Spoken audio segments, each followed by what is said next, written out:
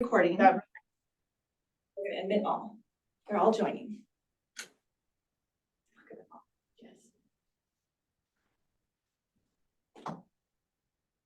Some of these people have been to our place, so they can say whether we're liars or not. So that gets a little nerve-wracking. Fact checkers, real-time fact checking.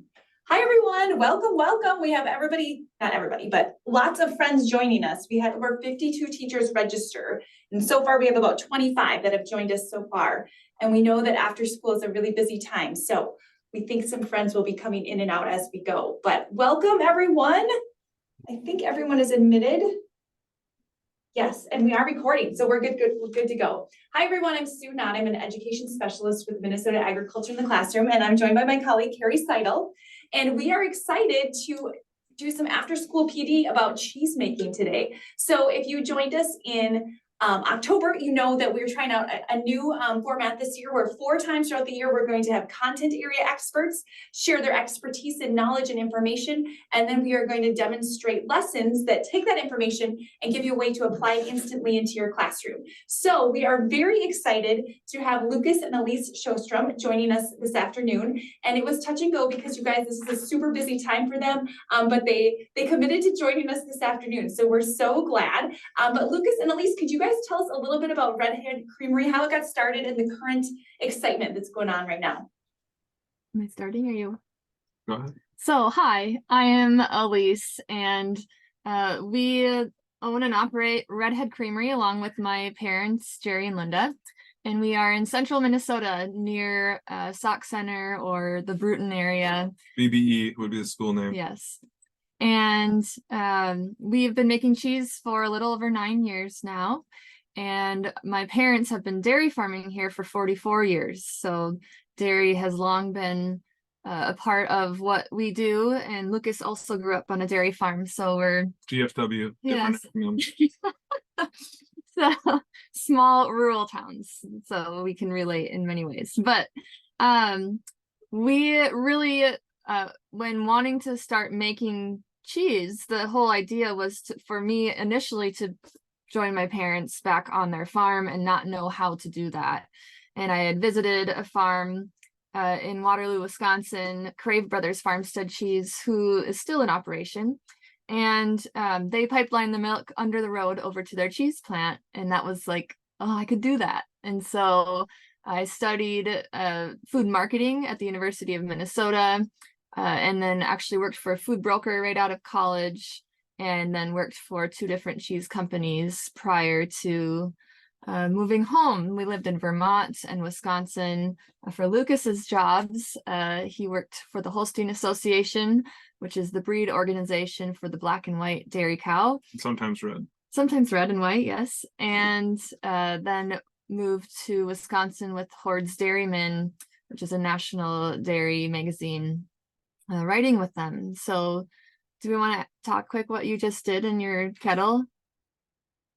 Oh, you're on mute. Oh, you're on mute. There you go. Sorry, I'm muted. I just read the directions. I was supposed to have added the citric acid while the milk was heating up.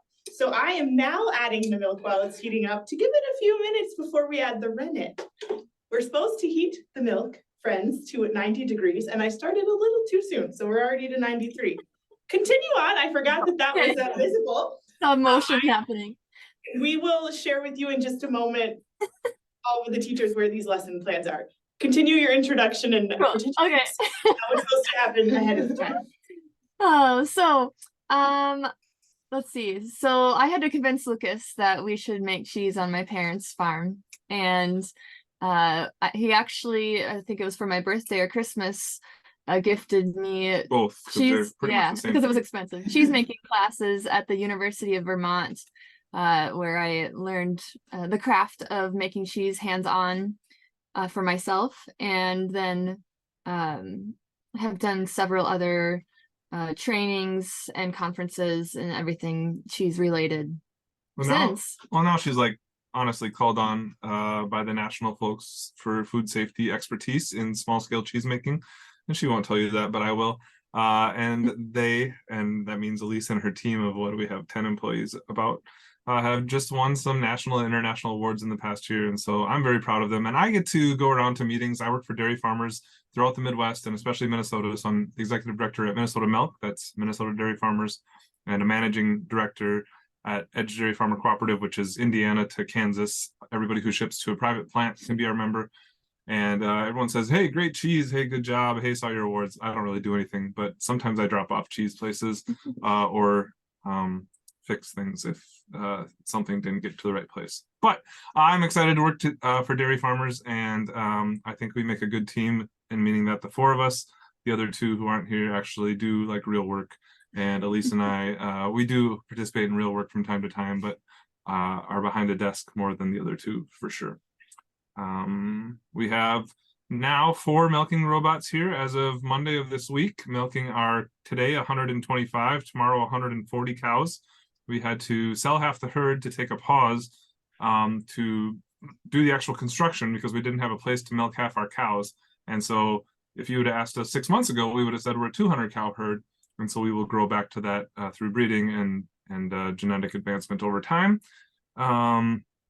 We also have a robotic manure collector and a robotic feed pusher to try to eliminate as much labor as possible, because labor, as everyone knows, including I know especially schools, is hard to find. But also with our agritourism and cheese making, we need to be more flexible. And so those were the 2 reasons we looked into robotics. We don't think our herd will ever get bigger than 200. We think it will likely stay there or even get smaller if we need to do something else with the barn. So that was probably too long for Sue and Carrie, but thank you for the time and happy to be here. Elise will answer any cheese questions you have. If you have cow questions, Elise probably knows them too, but I'll at least try to answer them to look useful. So thanks for having us. Well, I wanted to add maybe a relatable thing, that we have 3 children as well, from 11, 7, and 3. And so we are very much passionate about educating about dairy and agriculture and bringing people to our farm, seeing how cheese is made right through the windows, seeing how the cows are milked, and just being able to see and smell and touch and all of that is very much what we do. And so we are excited to be able to visit with all of you, because we get it and we want to be able to help promote dairy and all the good things we have to give you. Great. Well, we're excited about making cheese. So Sue's gonna put in the comment section, there are 3 lessons that all center around making cheese for the different grade levels. So depending on what you teach, you can go take a look at that while we do this. All the lessons use this same recipe to make cheese. We're making a mozzarella cheese. It's a little different than what Elise's final product at Redhead is like, but it's, I think, an easy one to make in the classroom. We can do it all in one classroom period. 10 of you at the end of today are going to be getting a classroom kit where you can start doing this, next week if you wanted to make cheese. So what we brought in today, we have a hot plate, which you can't, can't see it. There's a hot plate. We have the pot, we have a thermometer, some various things. And then the kit that comes from National Ag in the Classroom has citric acid and rennet, which we'll talk about as we go. The first step, really, friends, you should read the recipe fully and maybe practice it a time or 2. We added citric acid to a gallon of milk and we've brought it up to 90 degrees. That's where we're at right now. We just used a gallon of milk from the grocery store. Elise and Lucas, could you tell us a little bit about the milk that you're using on your farm to create your cheese? Well, first I'll say this is how Elise started making cheese. So there's no shame in doing it this way and buying it from the store, but go ahead. So what's kind of fun and unique about us is that we are able to utilize the milk from our farm, from our cows. And so that gives us the ability to label our products as farmstead, because we are only using our own milk for our cheese, but also we're able to really have a full grasp of what our milk is, what our cows are eating, and what components our milk will have throughout the seasons and throughout the year. And so since my parents have been breeding our cows for high fat and high protein for the last almost 40 years, our cows really have awesome components for cheese making. And so we get to take full advantage of that as farmstead cheesemakers because we're not commingling our milk with anyone else's. But anyways, onto the the cheese making part of it.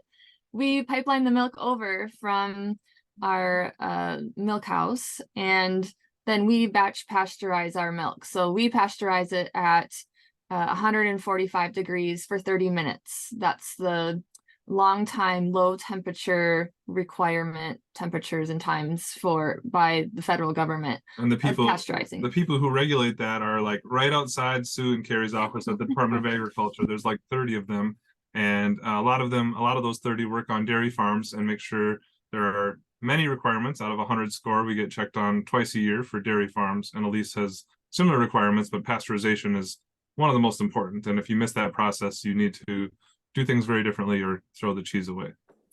Yeah, and so we pasteurize. You can make raw milk cheese.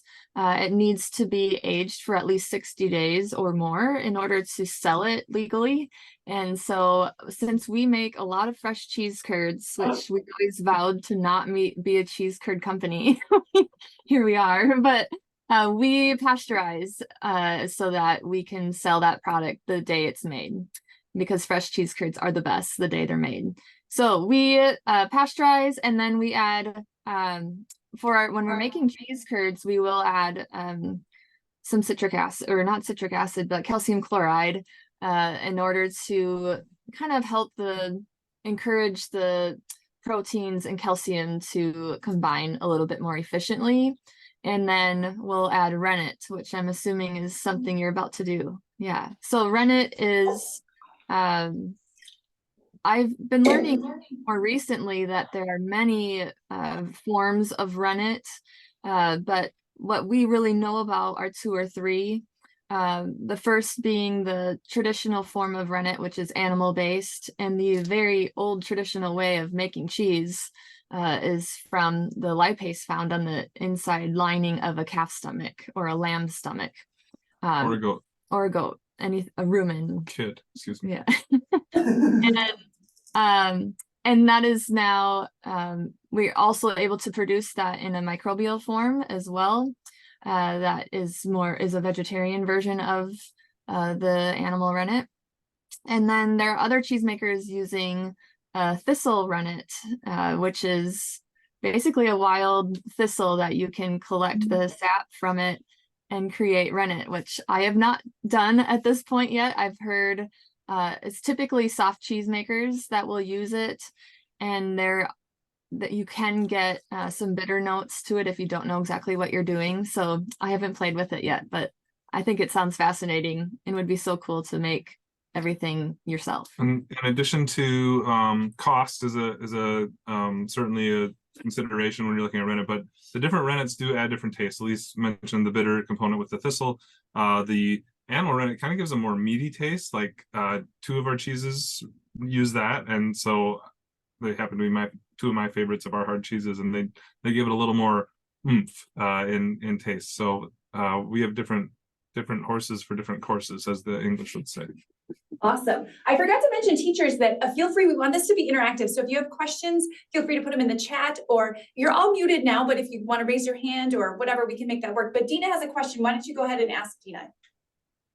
You mentioned about pasteurizing, meaning that you could, you didn't have to age the cheese. Does using pasteurized milk change anything or affect anything for aging cheese? That's a good question. And it will the answer would vary based on the cheesemaker. So I mentioned that we batch pasteurize, so that basically means we're collecting all the milk at once in a big tank and heating it up all together at once, holding it for that temperature for an amount of time, and then cooling it. Whereas where the majority of milk goes through HTST, which is high temperature short time pasteurization, and that's running it much faster through a piece of equipment that heats it very fast, and it's only seconds that it's pasteurizing. And so some will say that the fat and protein can take different, what's the word? Taste, or even just shape, which then affects taste. Where a lot of people say batch pasteurizing will be similar to a raw milk because you're handling it a little bit different.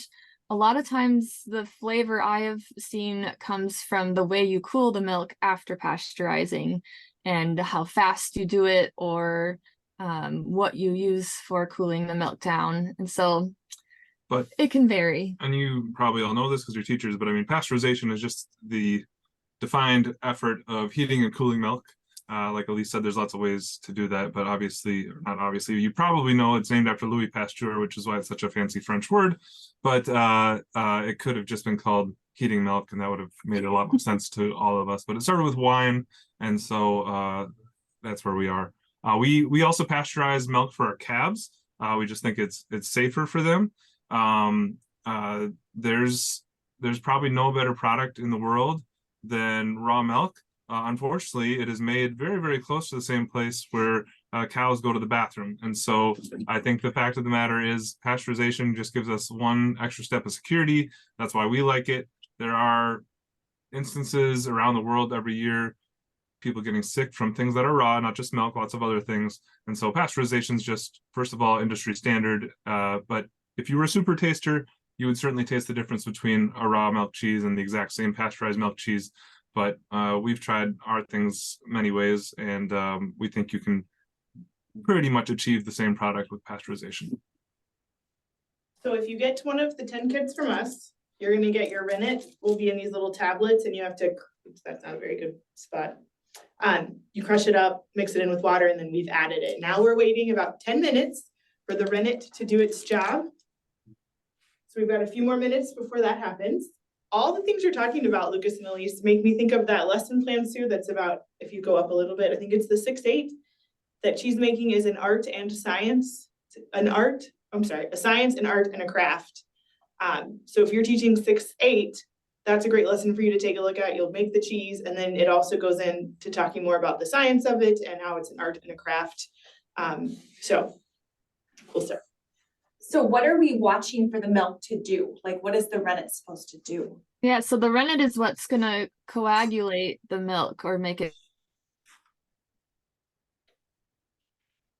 So they said that they have Starlink, and as the satellites rotate, we freeze for about a minute. So while that's happening, I'm gonna show you closer in the pot of milk here.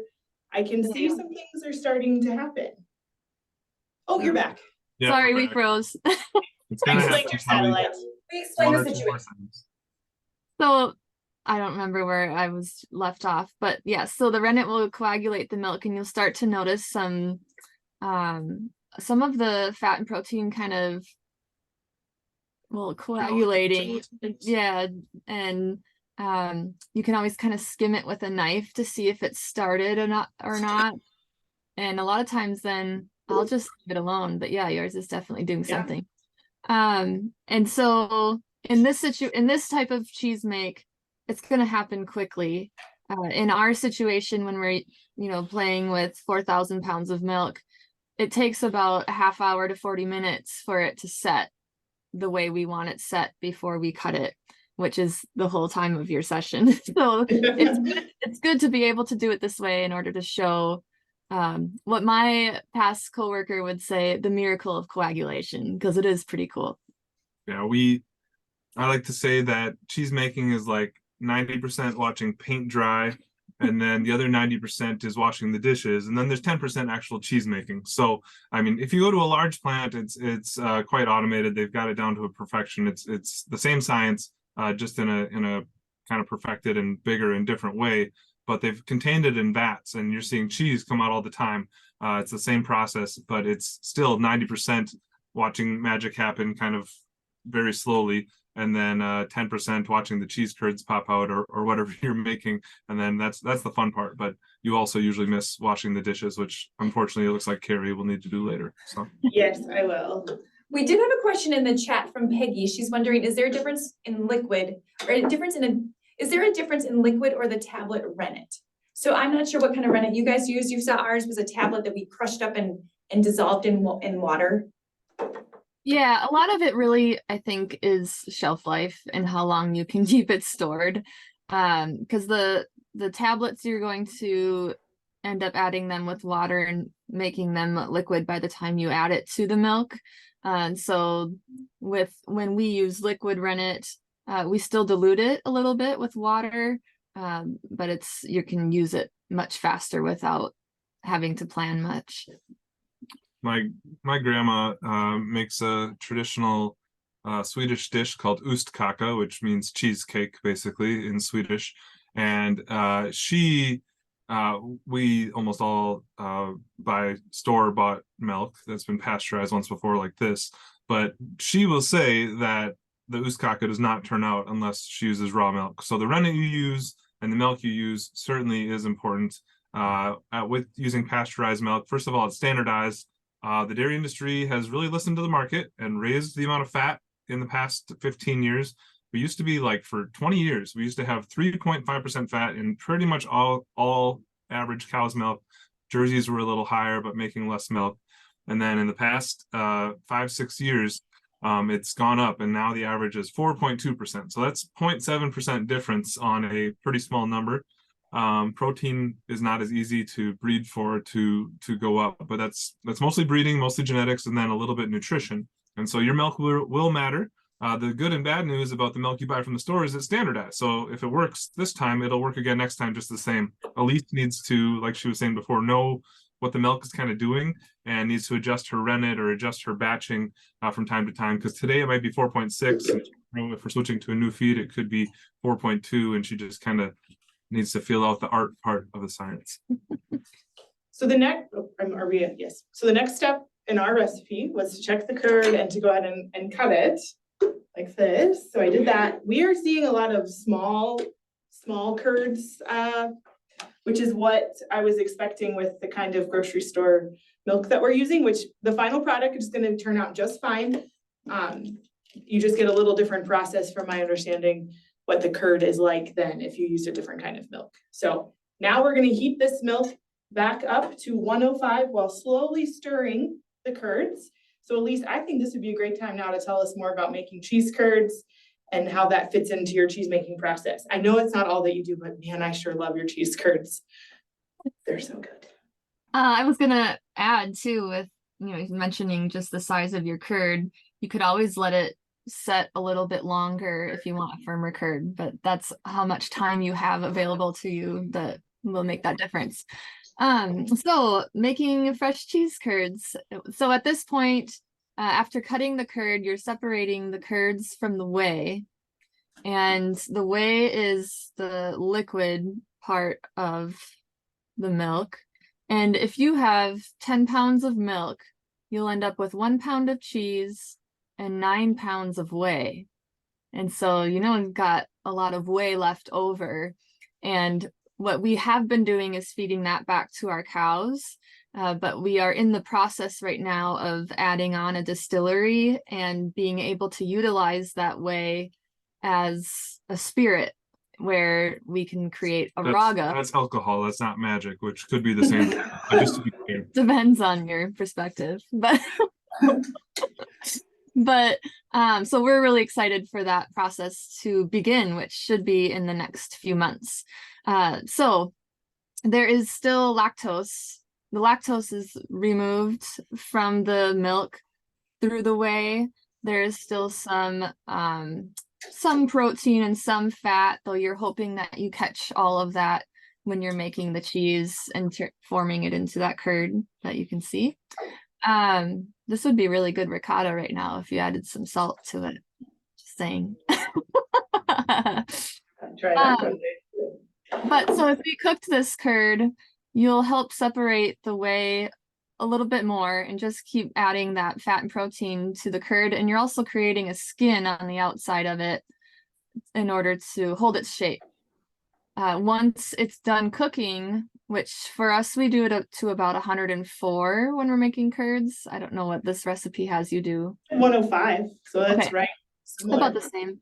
And then we'll drain the whey from the curd. And yes.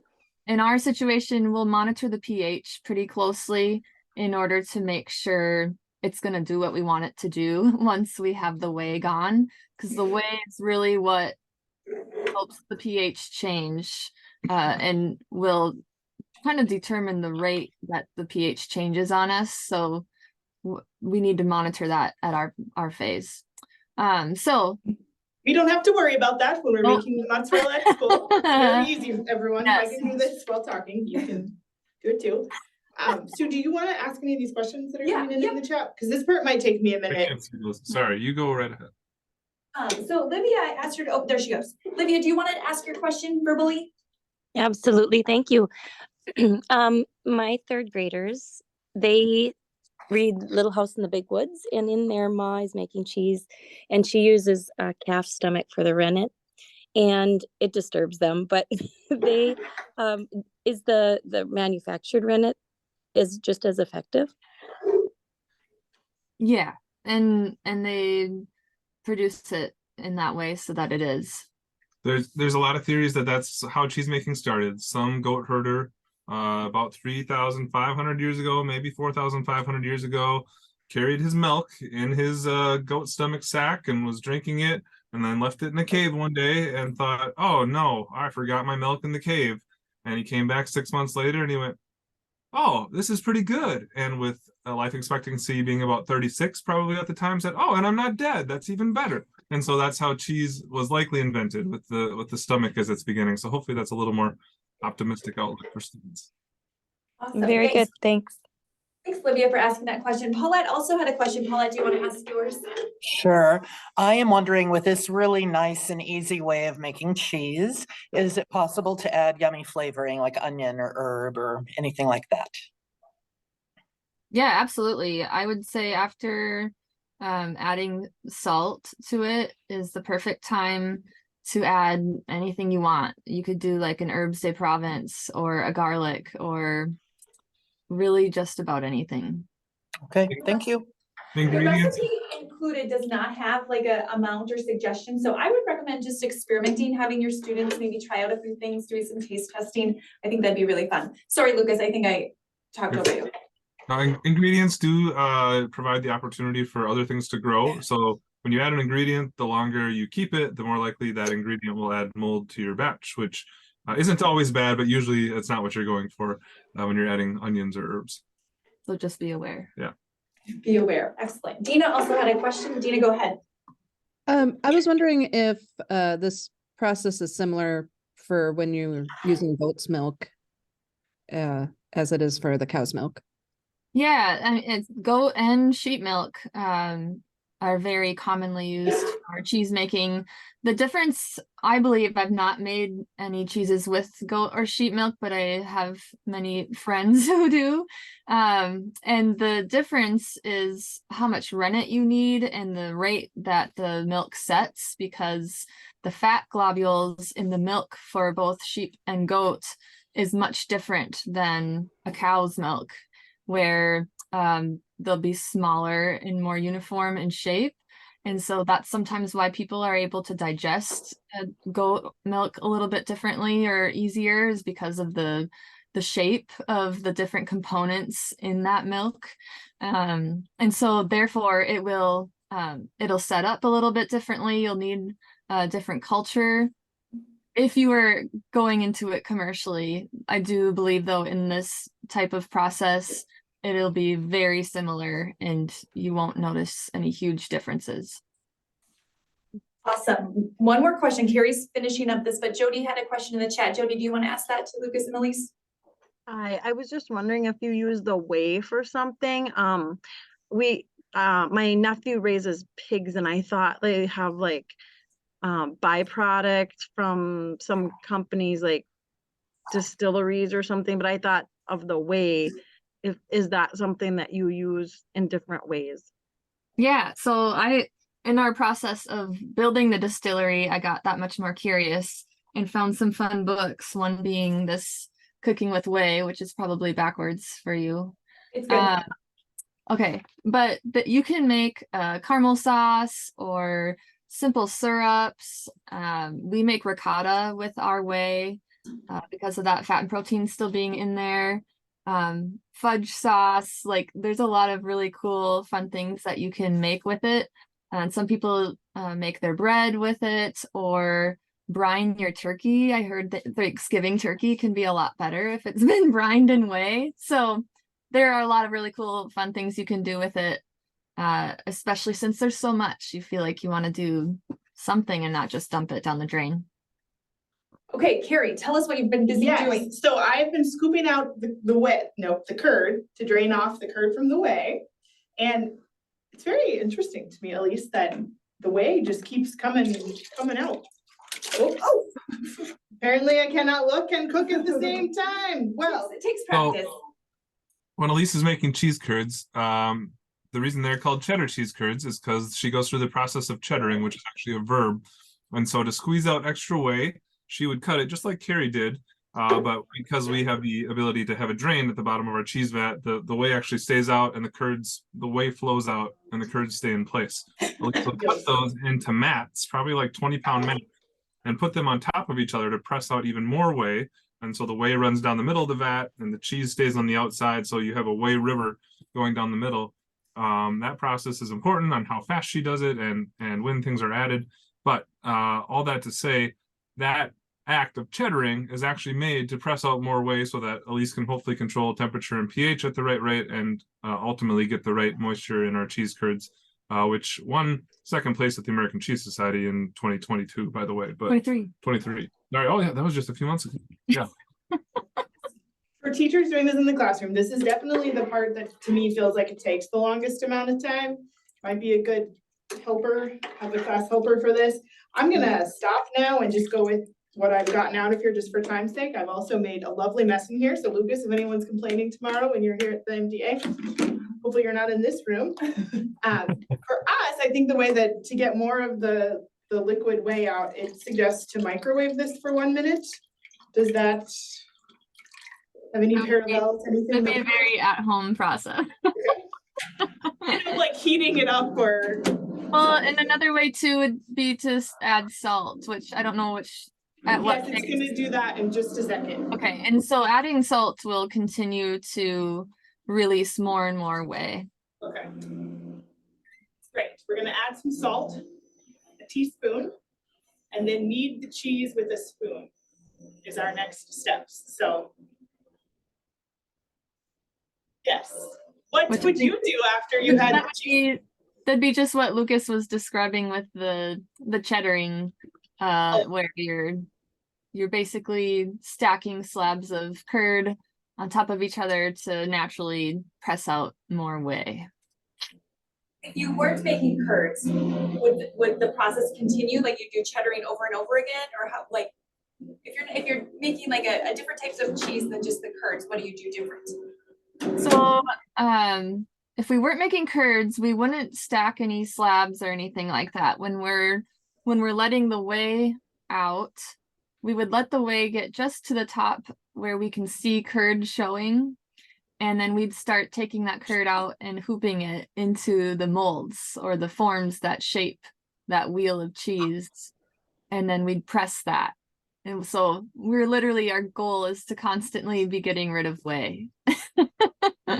and it will continually overnight as it's in the cheese press as well. And so that's just part of the process. And being able to dry it out properly is what helps give it its shelf life or elongate the amount of time that you can age that cheese. So a fresh mozzarella, you're not going to drain it overnight necessarily. You'll salt it now and we could stretch it and it'll be good to eat right now. But a hard aged cheese, you want it to dry out. Think of a Parmesan, how dry that is. And that takes 18 months or more in order to get to the right texture and age long enough. And might not taste good at 1 or 2 weeks because it's designed to take that long to get the casing that it needs.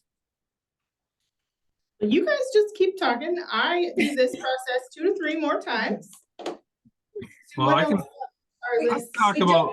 Oh, go ahead, Lucas. No, what were you gonna say, Sue? I was just gonna say, we don't have any teacher questions right at the moment. So Lucas, you talk, and a dying question is like, what are your favorite types of cheese to make and eat? But Lucas, it sounded like you had something in mind, so go for it. Yeah, I was just gonna talk about whey. So when we start with our whey process, since we were doing this distillery, what we're doing is taking the milk sugar fermenting it and using that to make alcohol, using that to make spirits eventually. So we make a beer, B-I-E-R, beer, the first step, and then we distill it by taking water out to make spirits, to make hard alcohol. But the reason we know that we can do that is because of our good friend Genghis Khan. And the reason that he gets the credit for it is because his herd in the Central Asian steppes was horses, and horses have 9% lactose. And so if you leave horse milk out at kind of room temperature or just above, it'll start fermenting because there's so much milk sugar in it. Not so great for cheese, great for making booze. And so Genghis Khan's army was fed on whey beer because it has a higher lactose. Elise mentioned the sugar just kind of flows out. A lot of people who are lactose intolerant believe they can't have any cheese. And if you're lactose intolerant, you certainly should not eat fresh cheese. But actually, most of the lactose, probably over 99%, will be gone in 4 and maybe 6 weeks later. And so a lot of people coming to our cheese shop don't know that. Many people shopping at the store, because we have so much American cheese that's made within 2 weeks or something, or not aged, and it's just refrigerated, and has a lot of lactose in it. And so aged cheeses sometimes will be, quote unquote, the cure for the lactose intolerant, because nobody tells them that there's almost no lactose in it, and it's a sensitivity issue, so everyone's gonna be different. But I believe when we did experiments, I think we start with like 4.6% lactose, and we end up with 4.5% lactose in all the liquid that's left over. It can go up or down a few points. And so almost all the lactose comes through. Some of it certainly does go into the cheese, but most of it stays. In our case, we use for spirits. Today, we feed it to our cows. And then the other 95% is water, with about 1%, give or take, of fat and protein. So that's my whey story for you. A good one. All right, Kim has a question. Kim, I'll see if I can unmute you, find you, and gosh. Not, it's not really a question. I had my food micro professor was majorly into cheese making and just everything with the process of making cheese. And she called American cheese or any of those soft cheeses cheese food, that it wasn't really like cheese. You needed to age it to make it cheese. So not really a. Would you agree with that as an expert cheesemaker? Well, I'm wondering if their thought was that, there's newly evolved definitions of what American cheese is. And there's, the orange slices or Kraft singles or American cheese slices that many of us grew up on.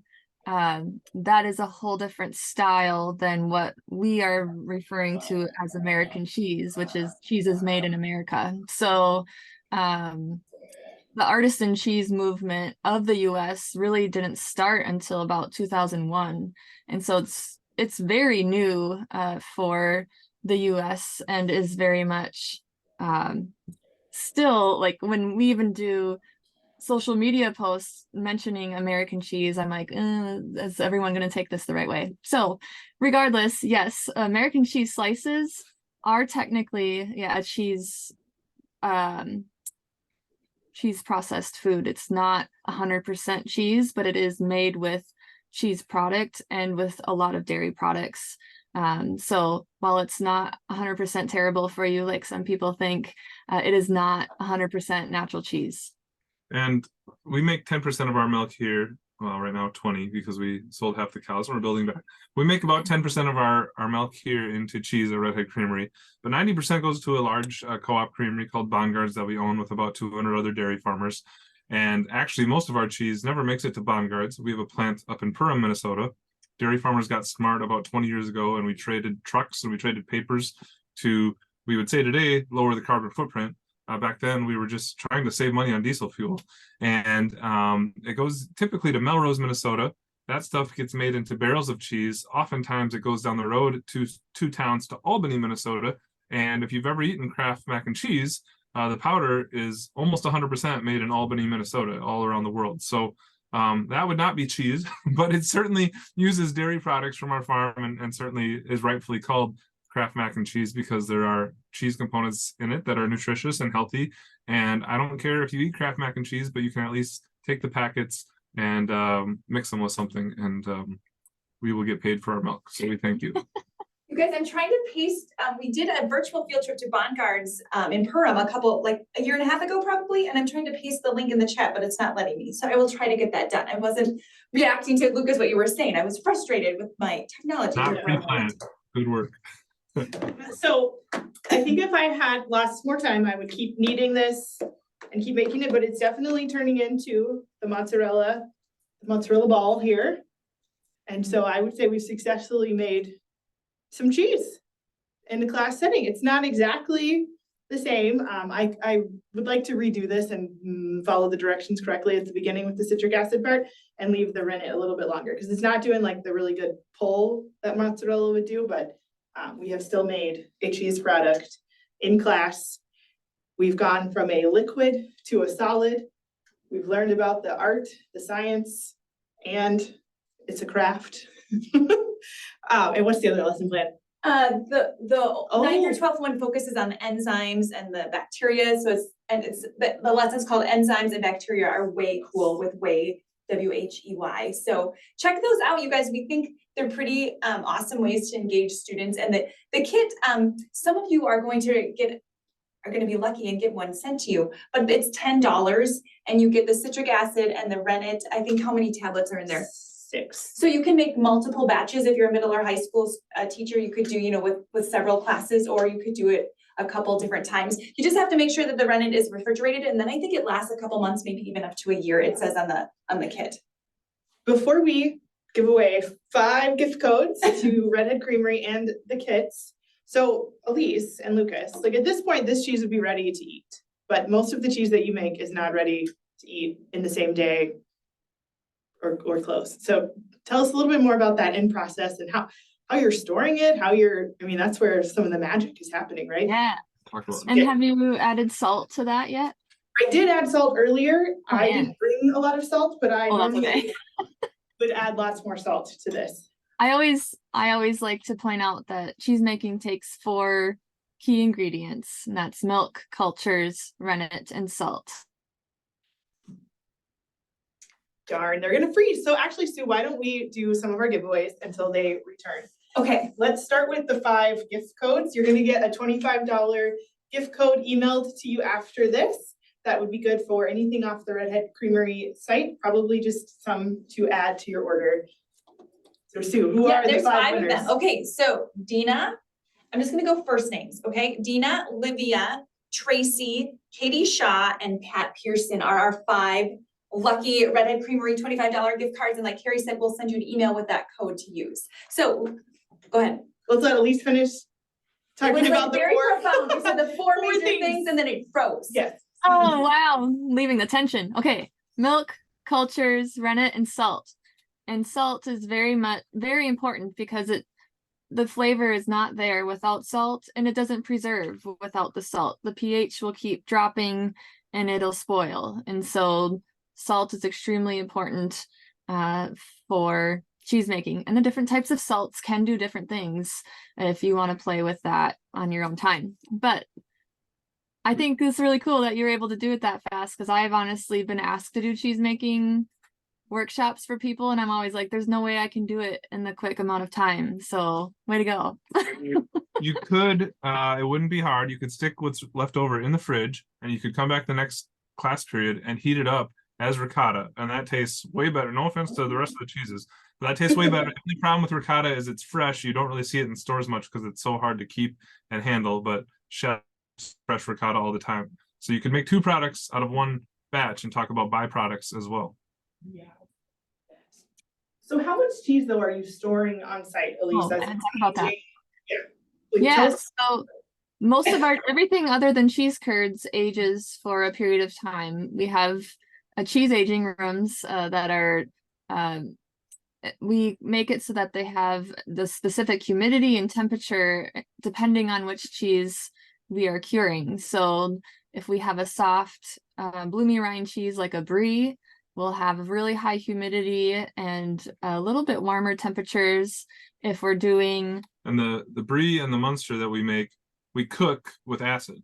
So we're not cooking them with heat the second time. We're warming them up, but so it's a totally different process. So they get aged totally different as well. Yes, that's okay. And then our aged cheeses will range from 2 months to 18 months, depending on which ones we're making. But we'll wash the rind with a whiskey or a cider, or we'll wrap our cheddar wheels in cloth and then smother them with lard, and then allows them to age just a little bit longer. And so there are many different things that you can do to really have the same base starting cheese recipe and finish it off differently in many different ways and create an entirely different cheese because of how you age it. And so that's the fun art part that we get to play with. Sometimes not on purpose, but most of the time it is. So we make some fun mistakes every now and then.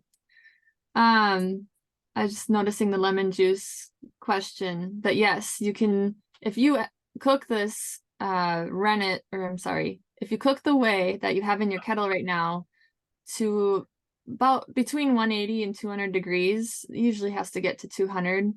You turn the heat off and then add about a 1/4 cup of lemon juice or vinegar, and you'll stir that for 10 seconds, and you'll be able to see the curd just float to the top, and it only takes that long. So really the time it takes is cooking it to that high temperature, but it allows you to utilize that whey as much as All the possible. solids, yeah.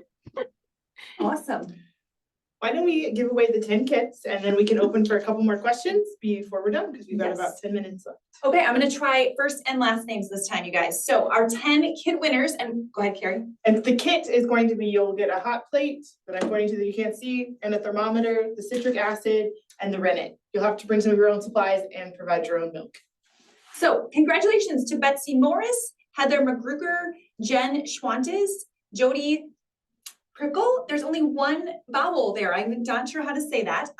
Joy Swanson, Melanie Dameron, Melissa Warner, Paulette Gibbon, Peggy Warner, and Shelly Stabler. We will send those kits to you in the mail. Make sure you put the rennet, the little Ziploc bag that has the rennet and citric acid, make sure you put that in the refrigerator, unless you're gonna make cheese immediately, then you don't have to. But if you're gonna wait a few weeks or a month, put it in the refrigerator. So congrats, you guys. Thanks for joining us today. It's been fun to demonstrate this. Yeah, thank you. We're excited to have you try this too. Okay, I have a burning question. Lucas and Elise, if we are hosting, friends for the holidays, what kind of cheese should we serve them? Redhead creamery cheese. Yes, that's number one. But what variety? Like, I like to have lots of different flavors, but I don't know if you guys have a couple that are really basic or complimentary, or that are always crowd pleasers, or I don't know. Share whatever insight that you want. Maybe mozzarella made by Carrie Steiner. Yes, there you go. Not really. No. Let's buy Redhead. I think the key is to have variety. So you want to have a soft cheese, a hard cheese, and something in between. And so in our situation, we would do either our brie or Munster, and then our St. Anthony is a hard cheese that's Parmesan like, and then we'll do maybe our Havarti, which is a little more friendly to every palate, and I don't know. And if you've got spice lovers, don't forget you can grab a spicy cheese. And if Yes. you've got sweet lovers, there are some like chocolate flavored or whatever when you talk of cheese food. But anyway, there's things you can do to please everyone. So variety is important, because unless you're doing a cheddar tasting, don't get 6 cheddars unless you know you've got people that are really passionate about, can I discern the differences in 6 different cheddars?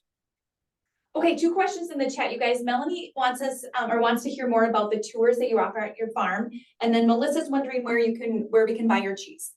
Cool. So our farm tours, we have tours open to the public every Friday and Saturday at 12:30.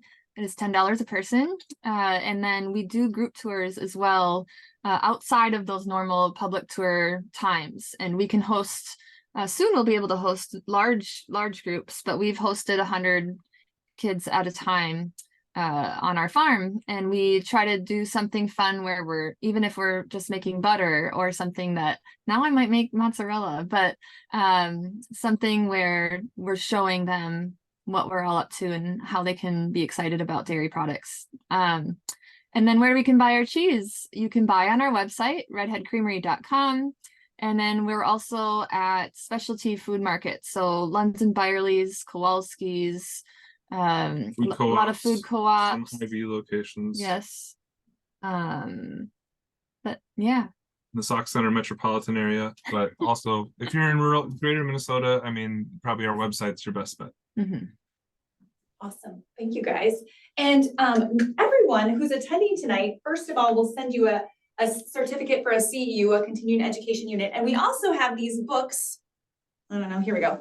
My Family's Dairy Farm. We have a bunch of these. So everybody who has attended, we're going to send you several of these in the mail. So no one is leaving empty-handed. Everyone is getting something, as well as the knowledge and that you learned from Elise and Lucas, and that you got to kind of meet them personally. So when you eat their cheese, you can think about them and the hard work. Carrie, any lasting thoughts on our cheese making process? It worked. Your hair looks just as good as it did at the beginning as it does now. I probably did not you a big try stress. it? I did. You It's didn't see good? me over here snacking and eating. Oh no, on it chef when I approved. said, It's great. Yeah. I'm fam. She's still alive. See, this is how cheese was invented. Oh, we lost the screen. No, we're good. It definitely needs more salt. But I forgot the salt today, so I was stealing salt packets. Well, if anyone has any final questions, please put them in the chat. But otherwise, teachers, thank you so much for joining us. We know after school is kind of a busy time or an exhausting time. And Lucas and Elise, thank you so much for during this super busy time for you for spending time and sharing all of your fantastic information. And if teachers want to bring a class there, reach out on your website as well. Yes. Yes. Yep. Do your cheese curd squeak, Carrie? Oh, mine didn't, not like theirs do. Theirs are the best. Is that real, or is that sort of like a? They squeak when they're really Wild tale. fresh, right? It's very scientific, actually. So the reason cheese curds will squeak is due to their freshness, and it's because of the shortness of the proteins at the time rubbing against your teeth. And so as those cheese curds age, the proteins start to elongate and no longer squeak against your teeth. You can get that rubbery kind of squeak again if you microwave them for 5 seconds, but like the true test is because they are literally fresh within hours or days old. I'd say so far in 2023, I can say based on sales, 50% of Sauk Center doctors and at least one Sauk Center dentist recommends eating our cheese curds. So there's a lot of science behind that too. Yeah, the medical community is backing Redhead cheese curds. Excellent. Well, thank you guys for your humor and knowledge, Showstroms, and thanks teachers for joining us. We hope you have a great holiday season. Come back in January 23rd. Our after school PD with MAITC is going to focus on beans, not green beans, but soybeans and dry edible beans like pinto and kidney beans. Minnesota is one of the leading nation's producers of those dry edible beans. So we're going to all learn more about those in January. So thanks everybody. Have a great afternoon.